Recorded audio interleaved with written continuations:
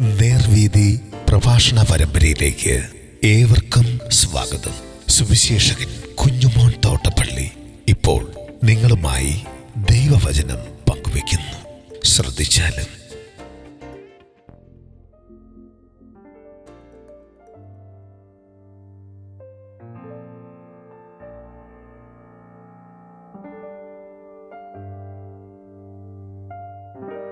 പിതാവിനെ ആരാധിക്കണം. ദൈവനാമത്തിന് മഹത്വം ഉണ്ടാകട്ടെ. യോഹന്നാൻ സുവിശേഷം 4-ാം അധ്യായത്തിൻ്റെ 21 മുതൽ 24 വരെ ഞാൻ വായിക്കുന്നത് ശ്രദ്ധിച്ചാലും. യേശു അവളോട് പറഞ്ഞത്, സ്ത്രീയെ, എൻ്റെ വാക്ക് വിശ്വസിക്കുക.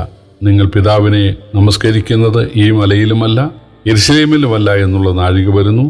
നിങ്ങൾ അറിയാത്തതിന് നമസ്കരിക്കുന്നു, ഞങ്ങളോ അറിയുന്നതിന് നമസ്കരിക്കുന്നു. രക്ഷ യഹൂദന്മാരുടെ ഇടയിൽ നിന്നല്ലോ വരുന്നത്. സത്യ നമസ്കാരികൾ പിതാവിനെ ആത്മാവിൽ സത്യത്തിൽ നമസ്കരിക്കുന്ന നാഴിക വരുന്നു, ഇപ്പോൾ വന്നുമിരിക്കുന്നു. തന്നെ നമസ്കരിക്കുന്നവർ ഇങ്ങനെയുള്ളവരായിരിക്കണം എന്ന് പിതാവ് ഇച്ഛിക്കുന്നു. ദൈവം ആത്മാവാകുന്നവരെ നമസ്കരിക്കുന്നവർ ആത്മാവിലും സത്യത്തിലും നമസ്കരിക്കണം.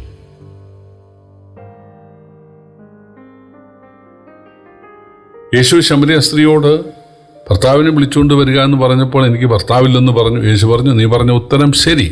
പിന്നീട് യേശു പറയുകയാണ്, 5 ഭർത്താക്കന്മാർ നിനക്കുണ്ടായെന്ന് എപ്പോഴുള്ളവനോ ഭർത്താവല്ല. അത് ശമര്യരുടെ കാര്യമാണ്.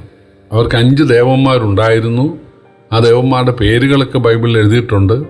പക്ഷേ ആ ദേവന്മാരെ അവരുപേക്ഷിച്ചു, യഹോവയെ അവർ സ്വീകരിച്ചു. യഹോവയെ സ്വീകരിച്ചു എന്ന് പറഞ്ഞാൽ ഭാഗികമായിട്ട്. യഹോവയുടെ പഴയ നിയമ പുസ്തകത്തിലെ 39 പുസ്തകത്തിലെ 5 അവരെടുത്തു. പിന്നെ ഒരു യാഗപീഠം ഗെരീസി മലയിൽ പണിത് അവിടെ യഹോവയ്ക്ക് യാഗവും കഴിച്ച് പോന്നു. അതിനാൽ യഹോവ അവർക്ക് ഭർത്താവായിരിക്കും എന്നാണ് അവർ വിചാരിച്ചിരുന്നത്. പക്ഷേ യേശു പറയുകയാണ്, 5 ഭർത്താക്കന്മാർ ഉണ്ടായിരുന്നു, അവരിപ്പോൾ ഇല്ല. ഇപ്പോൾ ഉള്ളവന് നിന്റെ ഭർത്താവല്ല. ശമരിയ സ്ത്രീക്ക് കാര്യം മനസ്സിലായി. അപ്പോൾ അവൾ പറഞ്ഞു, ഞങ്ങൾ ഈ മലയിൽ. അപ്പോൾ അവൾ പറയുന്നത്, സ്ത്രീ അവനോട്, യജമാനെ, നീ പ്രവാചകനെന്ന് ഞാൻ കാണുന്നു. ഞങ്ങളുടെ പിതാക്കന്മാർ ഈ മലയിൽ നമസ്കരിച്ചു വന്നു. നമസ്കരിക്കേണ്ടുന്ന സ്ഥലം യെരുശലേമിൽ ആകുന്നുവെന്ന് നിങ്ങൾ പറയുന്നു എന്ന് പറഞ്ഞു. യേശു അവളോട് പറഞ്ഞത്, സ്ത്രീ, എൻ്റെ വാക്ക് വിശ്വസിക്കാം. അപ്പോൾ 5 ഭർത്താക്കന്മാർ നിനക്കുണ്ടായിരുന്നു, ഇപ്പോൾ ഉള്ളവനോ ഭർത്താവല്ലെന്ന് പറഞ്ഞപ്പോൾ ഞാൻ അതിന് പ്രതിശാന്തിയായിട്ട് ഗെരീസി മലയിൽ ആരാധിക്കുന്നുണ്ടെന്നൊന്നും അല്ല അവൾ പറഞ്ഞത്. നീ പ്രവാചകനെന്ന് ഞാൻ കാണുന്നു. ഞങ്ങളുടെ പിതാക്കന്മാരുടെ കാര്യമാണ് നീ പറഞ്ഞത്. ഞങ്ങളുടെ പിതാക്കന്മാർ 5 ദേവന്മാരെ ആരാധിച്ചിരുന്നു. പിന്നീട് അവർ ഗെരീസി മലയിൽ യഹോവയെ ആരാധിച്ചു പോന്നു. അത് ശരിയല്ല എന്നാണ് അങ്ങിപ്പോൾ പറഞ്ഞത്. ഞങ്ങളുടെ പിതാക്കന്മാർ ഈ മലയിൽ, ഗെരീസി മലയിൽ യഹോവയെ ആരാധിക്കുന്നു. പക്ഷേ യെരുശലേമിൽ വന്ന് യഹോവയെ ആരാധിച്ചാൽ യഹോവ ഭർത്താവാകൂ എന്നല്ലേ അങ്ങ് പറഞ്ഞതിൻ്റെ അർത്ഥം? അങ്ങ് പ്രവാചകനാണല്ലോ എന്ന് അവൾ പറയുകയാണ്. അപ്പോഴാണ് യേശു പറഞ്ഞത്, സ്ത്രീ, എൻ്റെ വാക്ക് വിശ്വസിക്കാം. ഈ മലയിലുമല്ല, ഗെരീസി മലയിലുമല്ല, യെരുശലേമിലുമല്ല സത്യ നമസ്കാരികൾ പിതാവിനെ ആത്മാവിൽ സത്യം നമസ്കരിക്കുന്ന നാഴിക വരുന്നു. അതായത് ദൈവം ഭർത്താവാണ് എന്നുള്ള ഒരു സങ്കല്പമാണ് ശമര്യർക്കുള്ളത്. പക്ഷേ ഇവിടെ യേശു പറയുകയാണ്, ദൈവം പിതാവ് എന്നുള്ള നിലയിൽ നിങ്ങൾക്ക് അനുഭവിക്കാനായിട്ട് സാധിക്കും. പിന്നെ അതിന് യാഗത്തിൻ്റെ ആവശ്യമില്ല. യെരുശലേം മലയിൽ അവർ യാഗം കഴിക്കുകയാണ്, യെരുശലേമിൽ യഹൂദന്മാർ യാഗം കഴിക്കുകയാണ്. പക്ഷേ അതിന് ആടിൻ്റെ, കാളയുടെയും പ്രാവിൻ്റെ ഒന്നും ആവശ്യമില്ല, സ്വർണത്തിൻ്റെയും വെള്ളിയുടെയും ഒന്നും ആവശ്യമില്ല. ആത്മാവിലും സത്യത്തിലും പിതാവിനെ ആരാധിക്കാനായിട്ട് സാധിക്കും. യഹൂദന്മാരെ സംബന്ധിച്ച് ദൈവം അവർക്ക് പിതാവല്ല, യജമാനനാണ്. യഹൂദന്മാർ അടിമകളാണ് ആ പിതാവിൻ്റെ. ദൈവം അഡോണായി ആണ്, അവർ ഡൂലോസാണ്. കാരണം അവർ മരണം വരെ ന്യായപ്രമാണം അനുസരിക്കണം. എന്നാൽ യേശു പഠിപ്പിച്ച പ്രാർത്ഥന സ്വർഗ്ഗസ്ഥനായ പിതാവേ എന്ന് വിളിച്ച് പ്രാർത്ഥിക്കാനാണ്.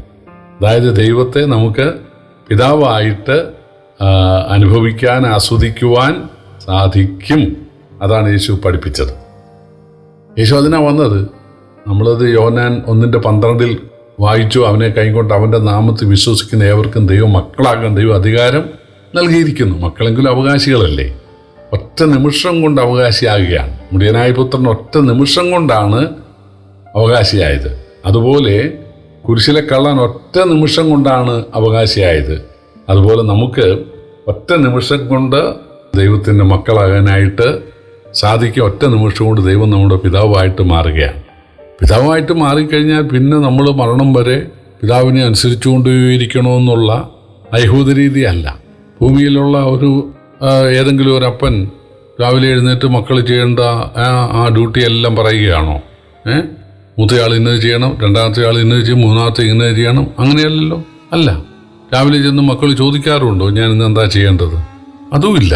അപ്പനും മക്കളുമായിട്ടുള്ള ബന്ധമെന്ന് പറഞ്ഞാൽ അതൊരു സ്നേഹബന്ധമാണ്, അതൊരു സുഹൃത്ത് ബന്ധമാണ്, അല്ലേ?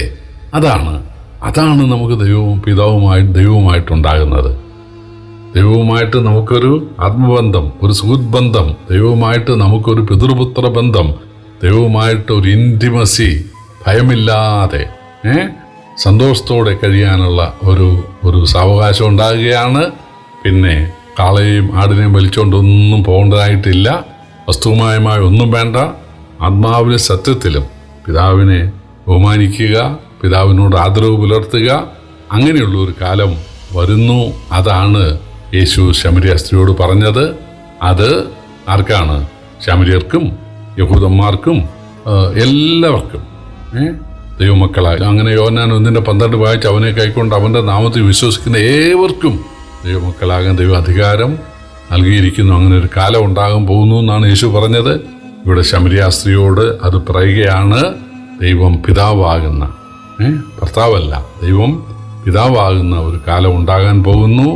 അത് വന്നിരിക്കുന്നു, അത് അടുത്തിരിക്കുന്നു എന്നാണ് യേശു പറയുന്നത്. പ്രിയപ്പെട്ടവരെ, യേശുവിനെ കൈക്കൊണ്ട് ദൈവമക്കളാക്കാൻ ദൈവം നമുക്ക് തന്ന ഈ ഭാഗ്യത്തെ ഓർത്ത് നമുക്ക് സ്തോത്രം ചെയ്യാം. കർത്താവിൻ്റെ വലിയ നാമം വാഴ്ത്തപ്പെടുമാറാകട്ടെ.